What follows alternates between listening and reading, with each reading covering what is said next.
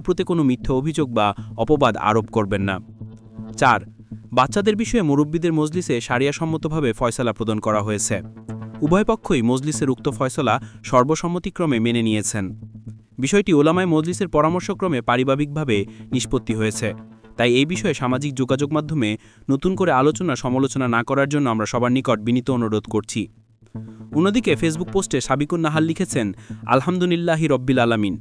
সম্প্রতি আমার পারিবারিক যে ইস্যুটি সর্বসাধারণের সামনে এসেছে, উলামায়ে কিরামের তত্ত্বাবধানে তার অত্যন্ত সুন্দর ও উত্তম মীমাংসা হয়েছে। তিনি বলেন, দুনিয়া ও আখেরাতের কল্যাণের উদ্দেশ্যে পারিবারিক জটিল পরিস্থিতি থেকে সহজ সরল ও সুন্দর প্রতিকারের আশায় আমাকে চূড়ান্ত এক ভীতিপ্রদ দীর্ঘ লড়াইয়ের মধ্য দিয়েই সংশ্লিষ্ট দায়িত্বশীল ব্যক্তিবর্গের নজর আকর্ষণ করে অতঃপর এই সমাধান পেতে হয়েছে। এই প্রক্রিয়ায় পাবলিক প্ল্যাটফর্মে ইচ্ছায় অনিচ্ছায়, উদ্বেগ উৎকণ্ঠার আবেগে অনিশ্চয়তায় আমার দ্বারা যত গুনাহ হয়েছে তা থেকে আমি রবের দরবারে প্রকাশ্যে তওবা ও ক্ষমা প্রার্থনা করছি।